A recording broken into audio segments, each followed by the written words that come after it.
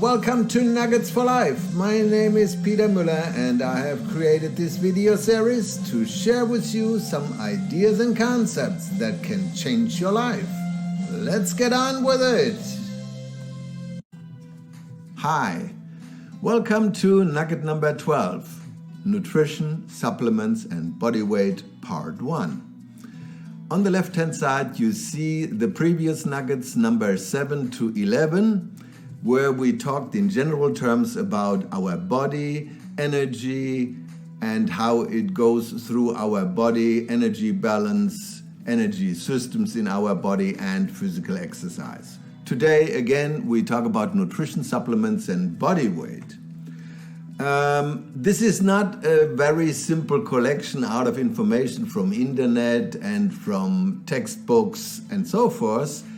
This picture is showing me in November 2022 competing at the North Carolina State Championship in bodybuilding 60 and above. This is to show you everything I'm telling you about nutrition and supplements I implemented to achieve this kind of physique. It's all about input, output, and balance. On the input side, we have our foods and drinks which contain calories, but there are also some substances our body needs in our nutrition to function properly from a biochemical and physiological point of view. The substances are mainly vitamins, hormones, electrolytes, phytochemicals, trace elements, and so forth. On the output side, we have three major components we have to look at.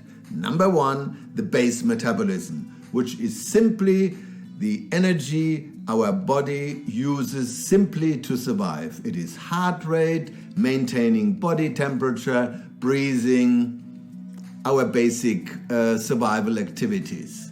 Number two, the normal daily activities. If we are a construction worker, we have a lot of physical work. If we are a secretary in an office, we have relatively little physical exercise, and there are a lot of jobs in between. And thirdly, we have the calorie utilization from our physical exercise program, if we have one, which is either an aerobic one or a lifting one or yoga or whatever. Now, we have to know, to make a proper plan, what goes in and what goes out. Now, how do I find this out? Here I have some pretty good resources. On the input side, you always have to know how many calories am I taking in and what is the composition of it. And here on the left-hand side, you have my three favorite websites. The website number one is fatsecret.com. It is a website, very intuitive. On the top, there is a little bar, search bar. You type in a term, for example, ground beef, 90% lean. And then you will see down a table telling you 100 grams contains so many calories, so many grams carbohydrates, fat, and proteins in all detail. Another good website is caloriecontrol.org, which gives you all fruits, vegetables, and meats and so forth. The breakdown in terms of grams and percent carbohydrate, fat, and protein. If you want the mother of all databases, you go to the FDA and you have down the link, you have to drill down. There is a database with 7,000 food items you can buy in the United States, broken down in all detail, grams of protein, grams of fat, grams of carbohydrates. So, on the input side, you have three websites. You can get all the information you need. On the output side, there are also plenty of websites on the internet. My favorite one to calculate your base metabolism is the website bmi3d.com. It's in English and in German, by the way. And when it comes to normal activities, so a secretary or ironing or gardening, if you want to know everyday activities, how many calories they are actually utilizing, this is a very good website to find the detail. It is also very interesting. This website also breaks it down in detail depending on your body weight and height. Because if you run a marathon and you have 100 kilograms of body weight, you are utilizing a different kind of energy than if you were a person with 50 kilograms. And when it comes to physical exercise, also the BMI3D.com is a very valuable resource for you to look at. Now, when it comes to body weight, there are basically 3 strategies you can engage in. Number 1, you want to maintain your current body weight, so you keep the input and the output in balance. If you want to reduce body weight, what most people want, your input has to be less than the output on a continuous basis. And number 3 strategy, bodybuilders do this in the off season to build some muscle capacity, not fat. Even so, it goes hand in hand at the beginning. The input has to be consistently larger than the output. But most of the people are interested in losing body weight. So let's take the strategy if we want to lose body weight. There are 5 simple steps you have to engage in. Define the weight loss goal you want to have in terms of kilograms or pounds and the time frame in which you want to achieve. For example, I want to lose 10 pounds in 2 months. That is the description. That's what you need to define. Because number 2 is another scientific fact.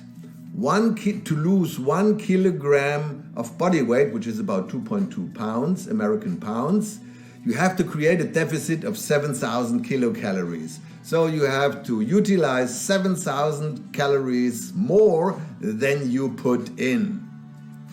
Number 3, then you take the total calorie deficit you have to. If you want to lose 10 kilos, you have to create a deficit of 70,000 kilocalories. And then number 4, you have to divide it by the number of days you give yourself to achieve that goal. And that will give you, in step 5, the daily deficit you have to create. So you have to take X amount less per day than what you are consuming. To give you a practical example, to lose 5 kilograms in 60 days, the calculation would be the following. 5 kilograms times 7,000 calories is 35,000 kilocalories deficit in 60 days, means 35,000 divided by 60, a daily deficit of about 580 calories. So, and if you have calculated that your daily consumption with your body, with all activities, basal metabolism, normal activities and physical exercise, you need 2,500 calories and you have to produce a daily deficit of about 580, which means you have a daily calorie intake of about 1,900 calories. That's how the calculation works. And then you have to decide how you spread those 1,900 or whatever number of calories over the day. You can have 2 meals per day, 3 meals per day, or 4 meals per day, whatever. You have to define how many there are, and then you have to make a percentage allocation, what percentage of the daily calories you want to take into that meal. Now, I've given you a few examples here. I can send you this spreadsheet. You can simply send me an email and I will send you all details on how to do that. Let's say you have a 2,000 calorie consumption per day, 2,000 calorie diet per day, and you have 3 meals. So you can have a 30, 50, 20 strategy, for example. 30% of the calories in the morning, 50 for lunch, 20 for dinner. So you would have a breakfast of 600 calories, a lunch of 1,000, and an evening meal of 400. That's as simple as that. And you have to go to this granular detail. Otherwise, you will fail long term because people underestimate what the intake is and the overestimate what the output is. And that's one of the reasons why 90% of all diets fail. And if you are a spreadsheet junkie and you want to control it nicely over time to have every day a clear view, you produce a spreadsheet like this, a control chart. You have a spreadsheet with 4 columns, and on the right hand side you have a little chart. I can send you a spreadsheet for this one too. So you have your daily weight in the yellow column. Then you create a column with a 3-day moving average and a column with a 5-day moving average and a target line. The target line is very simple. You start with your starting weight and with your end weight, and you put a straight line to it. And mathematically, you simply calculate you want to lose 10 kilograms in 50 days. You take 10 kilograms divided by 50. So these are the grams you have to lose per day. And every single day you have to lose a certain amount of grams, which creates that straight line. When you go through the process, you will see then a chart like this. You have your target line, you have your daily zigzags, and then you have the moving averages which smoothen the curve in the process. And the 3-day moving average has still some waves in it, and the 5-day is even smoothing it more. But when the 5-day moving average, for example, is consistently above your target line, you know you have to be careful with your daily calorie intake and have to reduce a little bit, because otherwise you will not lose enough weight per day to come down to your target line. If you want a spreadsheet like this, if you have the weight you want to lose and the number of days you want to achieve it, send me an email down there and I will send you a spreadsheet which is programmed exactly like that, and you can go on with your program. Now, coming to the nutrition, we have been talking about the total number of calories. The next important part is the composition of it. So the balance between protein, carbohydrates, and fat. And this is what we talk about in our next nugget. We are talking about nutrition, supplements, and their quantity of calories and the composition. On that note, see you soon at nugget number 13, Nutrition, Supplements, and Body Weight Part 2.